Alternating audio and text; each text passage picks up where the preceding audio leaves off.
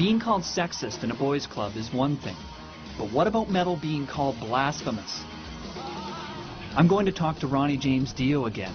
We really hit it off at the Wacken Festival, so he invited me over to his house to continue our conversation. Like many metal artists, Ronnie's music is full of religious symbolism, yet his message is often at odds with these religions, especially Christianity. So I'm curious to hear what Ronnie has to say about metal's religious obsession. You're a takeoff!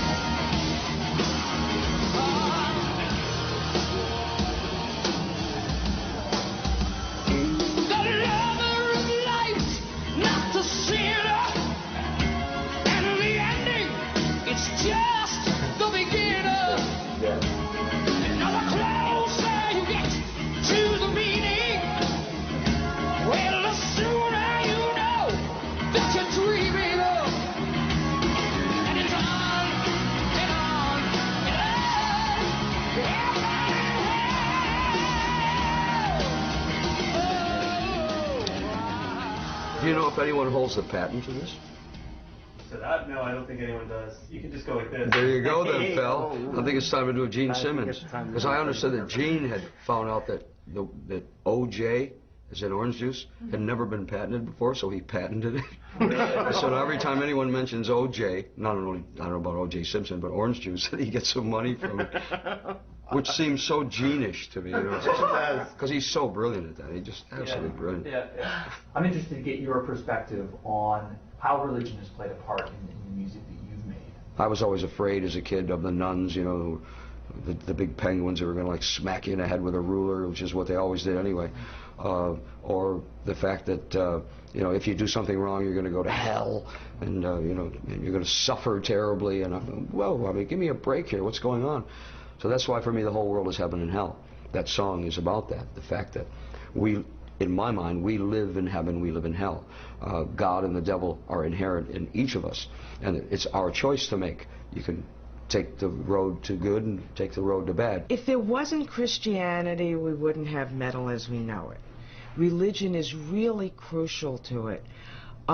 Most of the creators in metal, at least in metal's first several eras, were raised religiously. Many years ago when we first started, somebody gave us some crosses and said these will protect you, and we never ever went anywhere without a cross on, you know. I've never been on stage even to this day without a cross, and it's become the symbol of the band for all over. We've got crosses everywhere. I've got them all over my guitars, we've got them on stage, we've got them one place or another, there's a cross. Heavy metal has pretty much from the dawn of the genre been associated with Satanism. And while Black Sabbath sung principally about Satan being something to be scared of, you know, some of this stuff could almost be described as a sort of Christian sentiment. The fans, however, wanted a satanic band, and eventually commercial pressures meant that Black Sabbath exploited this kind of connection between them and demonic imagery and satanic ideas. Of course, we got a lot of flack for it from everybody else, because you know, there was things said about us being devil worshippers and God knows what else, you know. One particular thing that happened here in Europe was the church really tried to stop us from playing in this town. Whatever town it was escapes me now. And we didn't. They actually did manage to stop us from playing. They banned the show. And the church burnt down. Nothing to do with us, but the church burnt down. But, of course, then it was to do with us. They sort of tried to turn it, and it was our fault, you know. I think when we used to use crosses on stage on fire and stuff like that, probably didn't help. Who cannot think of Black Sabbath without at least seeing one upside down cross? Who cannot think of Slayer without seeing a pentagram? You know, it's visually, it kind of ties you to a certain band, to a certain sound. It's cool, you know, and I don't think any of the people that use them actually want Satan to rule the world. You know, it's just something that enhances the experience for people. The Satanism that you see is not Satanism. It's some kind of, you know, it's some kind of caricature Satanism. Real Satanism wouldn't be. If you're looking for Satanism, first of all, you don't look to rock and roll. A bunch of kids running around playing loud guitars and going like that. That's Halloween. Daring the flesh of the weak tender child, burning my lord of the meek.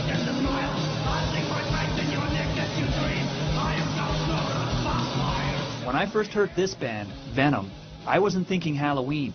I thought they were truly satanic, and I wasn't the only one. I remember, for me personally, Venom just scared the shit out of me when I first heard it. I actually refused to buy those records because I was scared. I mean, I literally was scared that I was doing something wrong. It was, like, so extreme. And now, of course, anyone seeing this video, looking at me as the guy that signed all these bands, thinking he was scared of Venom, you know, they're going to wet their pants. But it was a different thing back then. Like, this was unheard of. That shit was really, really, truly disturbing and scary when it came out. And look how big Venom got because of it. It's a way for bands to become popular. Extremes always sell. Although Venom and other early satanic metal bands used Satan to shock people, Slayer's lyrics directly attacked Christianity. And as a teenage boy, how could you not get excited by album titles like Hell Awaits, Haunting the Chapel, and Rain and Blood? Slayer was a leader of the thrash metal movement, which drew on influences from the new wave of British heavy metal, punk, and hardcore. Along with the world's biggest metal band, Metallica, they introduced a new level of speed and intensity to the genre, and were known for using graphic lyrics about war and religion.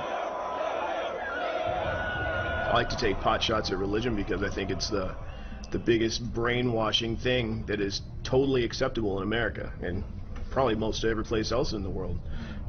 I think it's a load of shit. Tom, another well-tread path with you is your Christian background. Yeah. And the juxtaposition with your music. Catholic.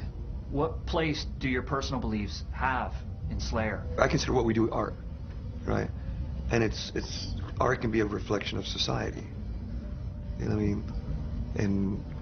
And we're picking up the dark reflections. You know, and that's what we're reflecting. But evil's everywhere, man. Everybody's got it. It sits really deep in everybody. Some people can't control it as much as others, but I think it's there. Regardless of whatever fucking religion you believe in, whatever it is you feel is right, everybody knows what's wrong. Everybody knows that there's wrong things. They're just things you do not do. And the people that don't understand that or don't believe that, then they're not really connected with themselves spiritually. It doesn't matter what the fuck you believe.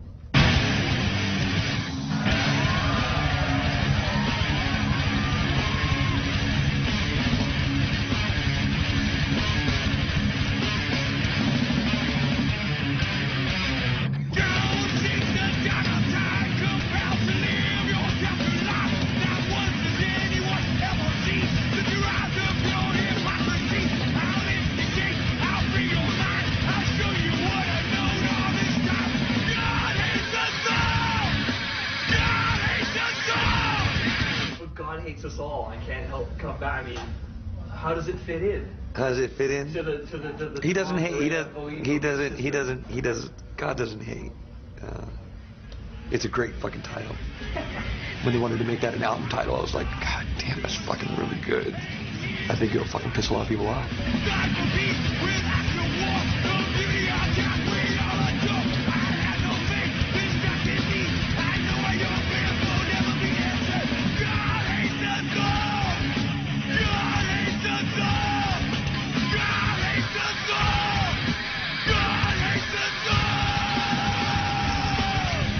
Bands that want to be the biggest badasses pick the most badass subjects.